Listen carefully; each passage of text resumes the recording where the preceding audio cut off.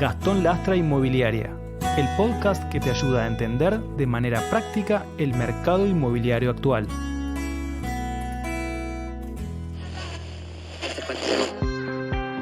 María y Pablo, propietaria e inquilino. Si hay un tema que genera dudas en el ámbito del mercado inmobiliario es todo lo que está relacionado con el alquiler de viviendas. Pero para poder despejar dudas lo vamos a contar a través de una historia. María, que ya lleva un tiempo con su casa cerrada, decide alquilarle su casa a Pablo.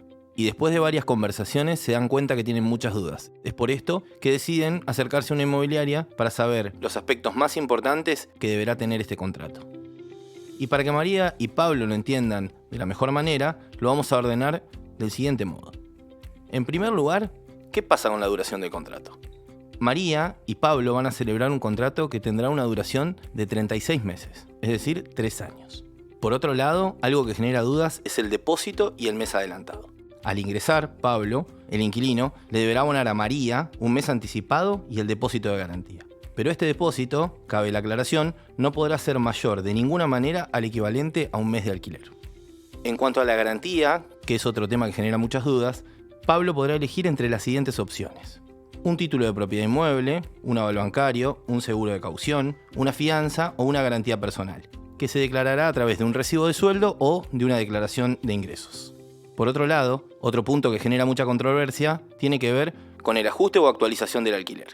En este caso en particular, Pablo, que le abona un alquiler mensual a María a partir del contrato celebrado, tendrá un ajuste o una actualización que se realizará de manera anual y surge a partir de un índice que se publica en la página del Banco Central que se denomina ICL, Índice de Contrato de Locación.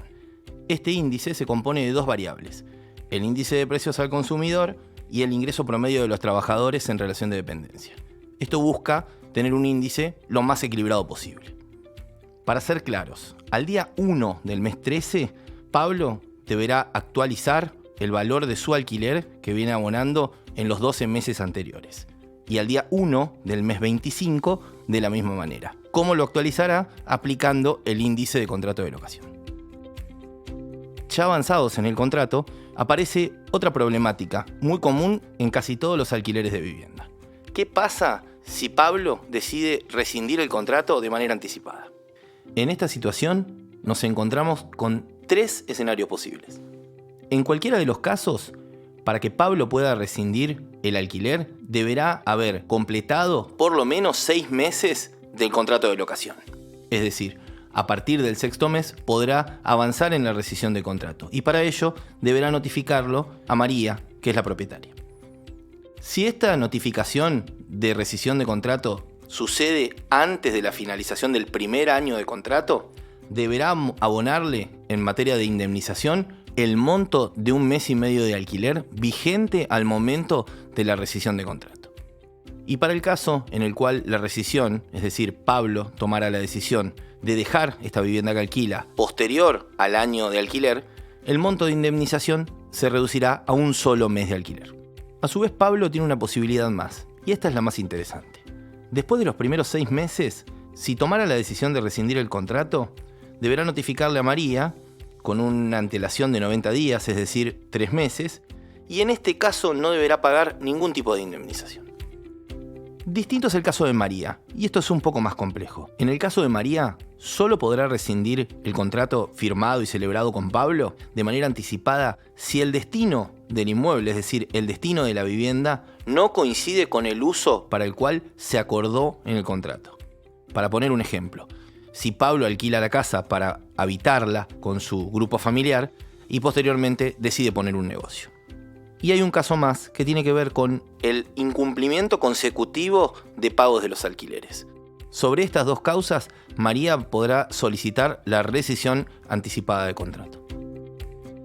Finalmente, en la historia de María, la propietaria, y Pablo, el inquilino, los meses transcurrieron. Y por una decisión de rescindir el contrato, o por la finalización del cumplimiento de este contrato, aparece un nuevo interrogante, quizá el más interesante. ¿Qué pasa con el mes de depósito abonado por Pablo al inicio del contrato? En este caso, tenemos que tener en cuenta algunas cuestiones. Este mes de depósito es un dinero que Pablo entregó al inicio a María, y al momento de la finalización del contrato podrá ser solicitado y María deberá devolverlo. Siempre teniendo en cuenta que del depósito de garantía que todavía tiene María se podrán retener las mejoras necesarias para que el inmueble se entregue en las mismas condiciones en las que se acordó al inicio, y por otro lado, la cancelación de las facturas de servicios que vengan con posterioridad a la finalización del contrato, pero que corresponden a consumos que Pablo, como inquilino, realizó. Estos son los aspectos más relevantes a tener en cuenta, pero es importante destacar 3 claves fundamentales para que María y Pablo puedan desarrollar un contrato en armonía. En primer lugar, el respeto entre ambos. En segundo lugar, el cumplimiento de lo acordado contractualmente. Y el tercer punto, la intermediación de un profesional, para que María y Pablo puedan tener la mejor de las relaciones. El mercado inmobiliario actual tiene diferentes aristas. En estos capítulos te ayudaremos a comprenderlo de una manera práctica. Te invitamos a que nos sigas en nuestras redes, nos encontrás en Facebook o en Instagram como Gastón Lastra Inmobiliaria o en nuestra página web www.gastonlastrainmobiliaria.com.